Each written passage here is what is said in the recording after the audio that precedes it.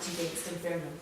Yeah, obviously we had a similar situation last year, so we're sort of looking at it as a sort of mini tournament going at the end of the season. So we've had quite positive results against Dunfermline through the last couple of years, so that's something that we've got to take confidence in. Also, 4 out of our last 5 games we've had clean sheets and wins, so no, we're in quite a good place, and I think the dressing room's just quite excited to get going.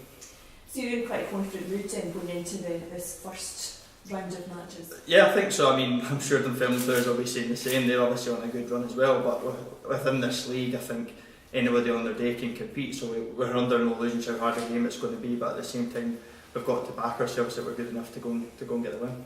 What's like a mindset do you take into these matches? Is it about going all out and getting as many goals as possible, or trying to keep it a bit more tight and not concede too much? I think obviously with there being over the 2 legs, the first game might be a wee bit of a more cagey affair. Both teams will be sort of feeling each other out, but I think we're going into every game, as we have done all season, we want to win the game, and if we can win the game and take it back to Tannadice with a lead like we did last season, we obviously won our first game at Morton, and it ended up being in a really comfortable position in the second leg. So now we'll be going there to win. We won't be going to set up and get a 0-0 to take it back to Tannadice. We want to try and get some goals.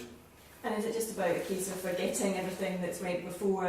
This is effectively the start of a new little season. Yeah, I think with St Mirren obviously getting over the line a few weeks ago now, it's been sort of get the season done and get the playoffs going as quickly as possible. We obviously have had those few weeks where although we obviously had to secure the place in the playoffs, it still felt like we were always going to be in the playoffs once they won the league. So no, it is sort of put the season behind and move on. This last hopefully 6 games is massive for us as a club, and also we've got a lot of people in that change room out of contract that are playing for contract. So everybody's got different things that they're playing for. So it'll be really exciting games. And how tough a test will Dunfermline be for you? Obviously you have the upper edge over them over the course of this season, but psychologically that must sort of play into your favour. Yeah, I think even just the last season here we've been really quite comfortable against them. We've had some really good results, good performances, so we've got to obviously have that at the back of our mind, but at the same time there's always they can perform really well on their day as well. So I think you've got to be careful of how good they are. They've got really good players, really attacking threat, so we're confident that we've got good enough players to go and beat them, but it's obviously we've got to go and show it.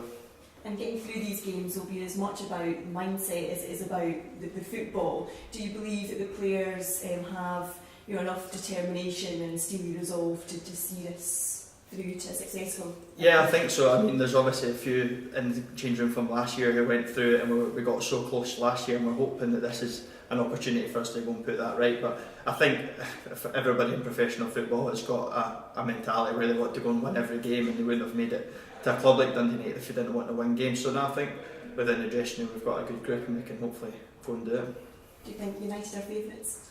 I think probably will put us in as favourites, yeah. Does that mean the pressure is on United and more than Dunfermline?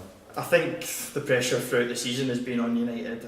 From the first ball kicked at the start of the season, United were expected to win the league, so we've obviously not achieved that, but we're hoping that we can achieve promotion through the playoffs. But it's something that if you're going to sign for a club like United, you've got to be able to play under pressure. So I'm sure from within Dunfermline's camp as well, there'll be a pressure there that they're obviously on a really good run. They'll be expecting to go and win just as much as us, so it'll be a really good game. It's games that I know personally I'm really looking forward to. I'm sure the fans will turn out in their numbers, and it'll be really exciting events. Yeah, I was going to come to that, Stuart. You'll take a big United support through to East End Park. How important is it to get the right result, give the fans real hope for the second leg, and then hopefully have Tannadice, packed and bouncing for the second leg? That's it. I mean, obviously we saw as we were leaving the stadium on Saturday that the queue was already out from the shop round the corner. So to see that, it builds up the excitement already that the boys within the change room are hoping to see.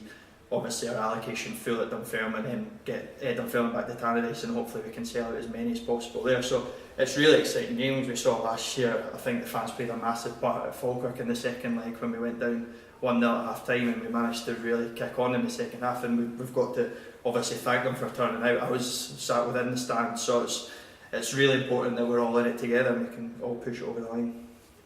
You were the captain on Saturday. How much does it mean to you for the manager to put that much trust in you to be the captain of Dundee United? Yeah, it's massive. I mean, all throughout my career, I've sort of been in and out of teams and played here and there, and I finally feel like I'm in a really settled position. Well, settled place within the team, not so much position. I've been all over the place, but no, obviously, I'm just delighted to be playing, and for the manager to put that on me is a real honour for myself. And I'm not necessarily one to go around shouting and bawling at people. I just think I sort of just set examples, and hopefully the boys in the team and the younger boys can see that. And you mentioned about the experiences from last year. Do you see that as something that can be taken as a positive, the experience from last year, or do you think the people that have come in that haven't had the experience might have an advantage? I think, to be honest, the loss on the last day of the season, I think you have to turn it around and say, well, we got so close last year, and we were more than capable of going and beat Hamilton. It was just on the last day we obviously ran out a wee bit of legs. But I think you've got to take situations like that as a positive. I've always, throughout my career, tried to take negatives and turn them into positives as quickly as you can, because there's always more opportunities like this season to go and do it, put it right.